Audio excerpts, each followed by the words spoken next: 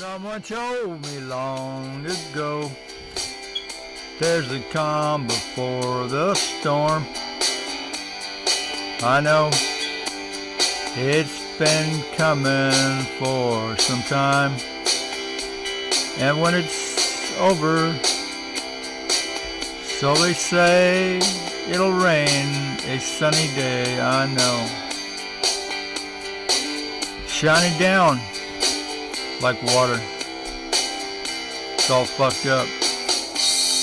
I wanna know, have you ever seen it rain on a sunny, hot and humid day? Coming down on a hot and sunny day. It's weather modification. The sun used to be hot and it used to be cold when it rained. I know that way for all my time until now. Through the circle of geoengineering, fast and slow, I know. I can't stop to wonder where they'll stop. I just want to know, have you ever seen it rain when it's humid and hot? I want to know. Have you ever seen it snow when it's humid and hot? Yeah. I want to know, have you ever seen the rain? I want to know, have you ever seen the rain coming down on a sunny day? It's called geoengineering.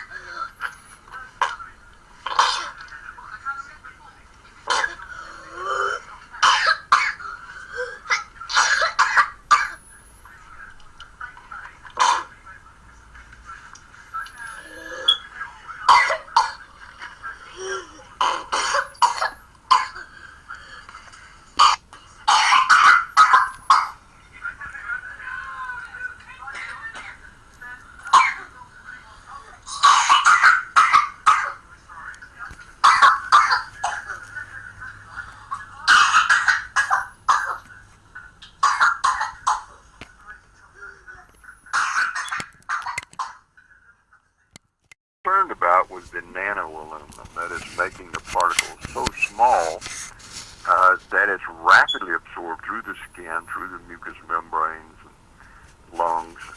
But also a particular thing of interest of mine was the fact that when you breathe air that contains nanoaluminum, it's rapidly absorbed through the mucosa, the lining of the nose, and enters the olfactory nerves, which are the smell nerves.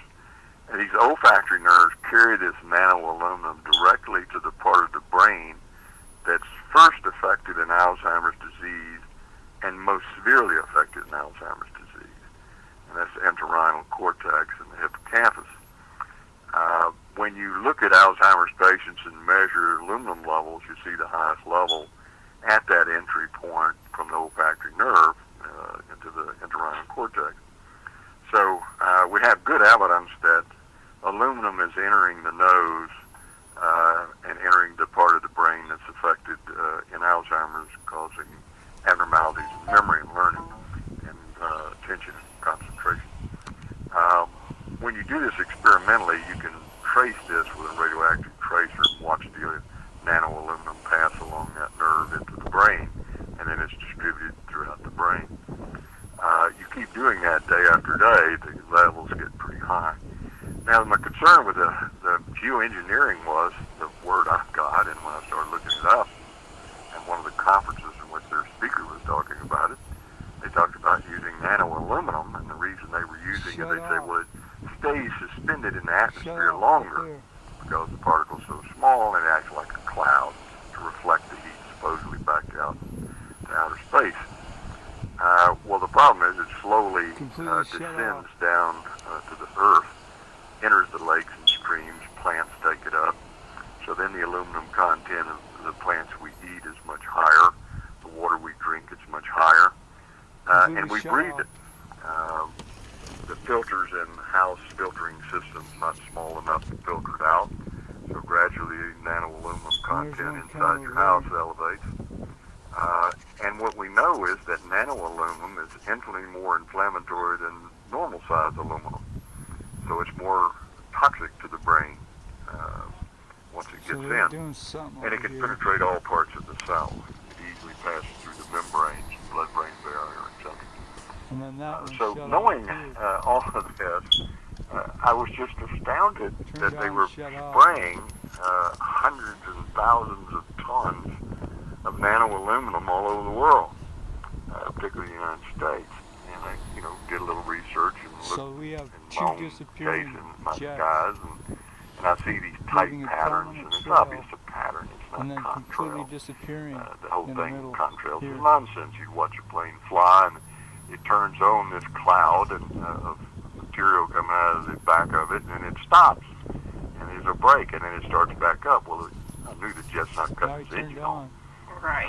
He's turned on inside. You have a 747 or 767 or something. We know it's not turning its engine on and off, and we know that it's not flying in a checkered pattern. Then pretty soon, for instance, we've noticed lately, there's been none of the chemtrails, or very few of them. Well,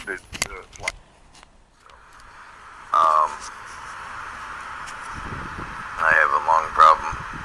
It is not caused from smoking, even though I did smoke cigarettes. It did not help, we know that, but neither does breathing chemtrails. So there's more people today, especially women under 30, that are getting lung cancer that have never smoked, never will smoke, never did smoke. So people need to wake up. There's something going on in the air. All you gotta do is look up, and you see the tic-tac-toe boards and the symbols they're putting up there and all that, the mess around, whatever they're doing. You're breathing those chemicals. I've seen fibers that get blown around. Last November I tried to pick some up that were in my grass. They look like spider webs. When I picked it up, they melted in my hand and were gone, so they weren't spider webs. You can do your own research on that for now. I don't have any official news, so I'm not going to comment on it. All I know is what I saw. I had 2 witnesses that were there, and if you look up the research and the side effects, it's similar to what I have right now. I've got severe lung damage, usually caused by environmental or genetic. I have no genetic history that I know of. I'm going to try and talk to some of my family, but I've never heard of anybody. Like really getting gagging a lot and not able to get it out so that he can take a breath.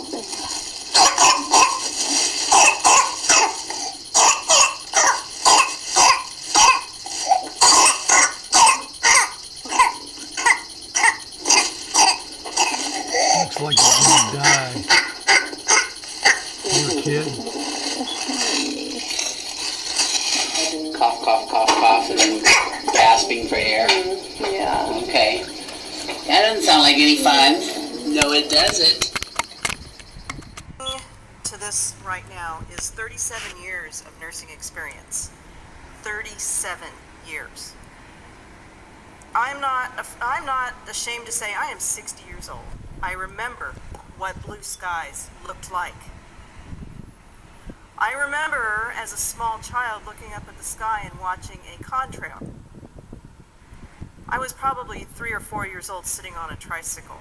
It was March, it was really cold. It could have been a contrail. It was probably, looking back, some of their first geoengineering attempts.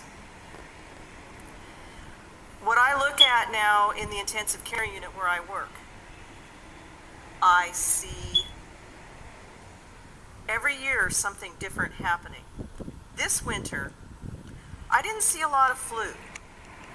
And interesting, the people that got the flu got the shot. What I see coming up on cultures now when people are testing for the flu, I see coronavirus, I see rhinovirus. That's the common cold. People are getting pneumonias from the common cold. This year, the theme seemed to be atypical pneumonia. What's atypical pneumonia? What that means in medical speak is something they cannot explain. So alveolar hemorrhage. He's puffing on and off right now. I think The he's tiny gonna shut little off after pockets in your lungs where you And a little exchange while, oxygen. Several patients I noticed this year had alveolar hemorrhage. What's that about?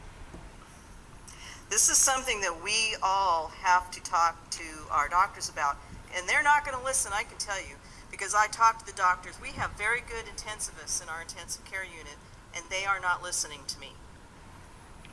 We have to speak up. We have to speak loud.